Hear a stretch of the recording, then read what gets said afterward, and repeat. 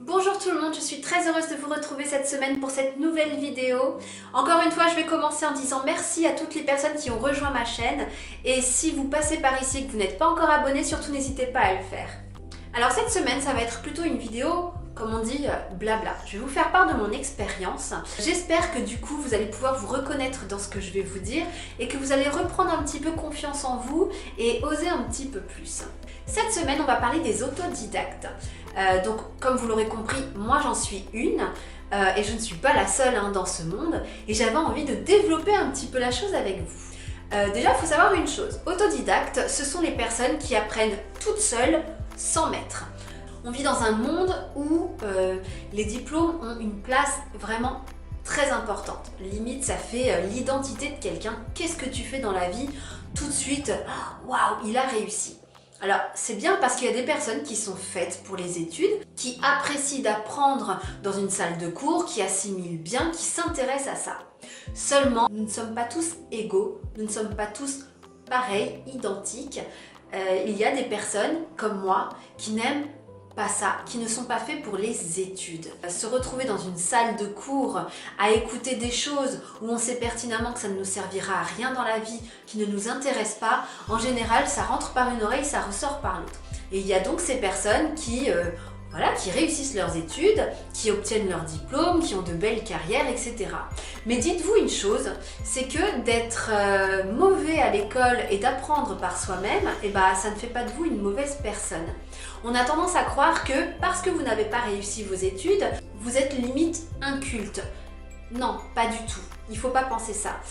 En général, un autodidacte donc qui apprend tout seul, il apprend malgré tout. Si je peux vous prendre un exemple, au collège, l'histoire, c'était même pas la peine, ça ne m'intéressait absolument pas. Cette façon mécanique de répéter les événements, les dates, je trouvais ça rébarbatif, je trouvais ça horrible. Aujourd'hui, en tant qu'adulte, j'adore l'histoire parce que je regarde des documentaires, des films historiques, j'adore Secret d'Histoire. Si tous les professeurs pouvaient ressembler à Stéphane Bern, je pense que déjà ça passionnerait un petit peu plus, ça serait moins mécanique.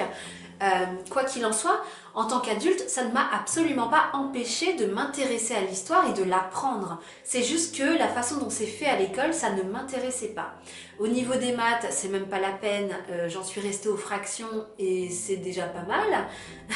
Moi, chaque jour, je ne me réveille pas en me disant « Dieu merci, je connais le théorème de Pythagore », qui servira pour certains métiers, mais là, en l'occurrence, pour moi, pas du tout. Je ne comprenais pas pourquoi on m'imposait d'apprendre quelque chose qui ne me servira absolument à rien dans la vie, et même au niveau de la culture générale, le théorème de Pythagore, on en a un petit peu rien à faire. En français, j'excellais, j'avais de très bonnes notes et j'adorais ça, j'adore toujours ça d'ailleurs aujourd'hui. Et tout de suite, on voyait la différence dans mes notes, ça faisait la différence, clairement. Si vous vous rendez à Pôle emploi et que vous leur dites « je n'ai pas de diplôme », tout de suite, on va vous diriger vers des métiers, il n'y a pas de sous-métier, j'en ai fait, mais qui n'ont rien de passionnant. En l'occurrence, les ménages, j'en ai fait. Mais il n'y a rien de captivant là-dedans. À croire que, t'as pas de diplôme, je suis désolée, je peux rien faire pour toi. Et ça, je trouve ça triste. Je vous dis, c'est comme effacer l'identité de quelqu'un. On ne cherche pas à avoir les compétences, les qualités, à voir de quoi cette personne est capable. Et ça, c'est dommage. Une fois, j'ai fait une formation donc, pour ouvrir mon cabinet. Pôle emploi m'a envoyé vers un organisme qui vous aide à créer votre entreprise, à prendre votre projet en main et à le développer. Il y avait un formateur qui était là pour les chiffres, le statut social de votre entreprise et autres. Et il y en avait une autre qui était là pour le développement personnel, vous donner confiance en vous et vous aider à aller plus haut. Moi voilà, c'est ma spécialité, c'est mon domaine. Et du coup, quand elle intervenait, j'intervenais aussi. On matchait bien, ça se passait bien, il y avait un bon échange. Et un jour, elle me dit « Mais tu sais Sandy, on recrute si tu en as envie. Qu'est-ce que tu as comme diplôme ?»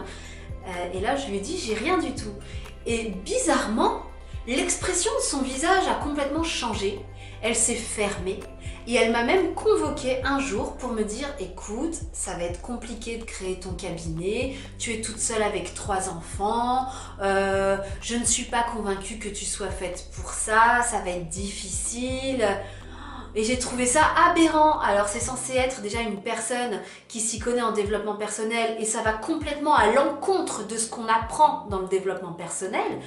Mais en plus de saccager les projets d'une personne de cette façon-là sous prétexte qu'elle n'a pas de diplôme, et d'ailleurs ne même pas le dire ouvertement, mais se servir de son statut de mère célibataire pour gâcher le rêve de quelqu'un et le projet de quelqu'un, j'ai trouvé ça aberrant. Et c'est vrai que,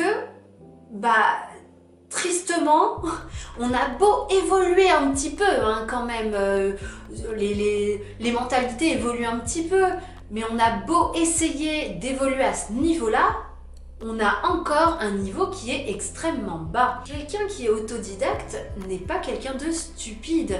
Dites-vous qu'à l'école, on m'a fait faire des tests de QI et mon QI est au-dessus de la moyenne. Et du coup, les personnes qui passeront par cette vidéo, qui la regarderont, se reconnaîtront quand je dirai que, justement, on est écrasé, on a l'impression d'être nul, on n'a pas confiance en nous, on se sent inférieur et même parfois on a l'impression d'être une déception aux yeux des membres de notre famille.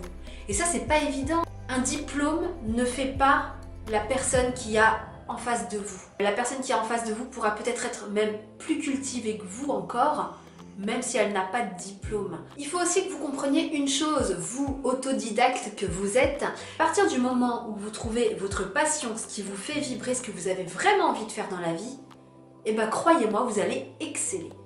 Vous allez tout cartonner.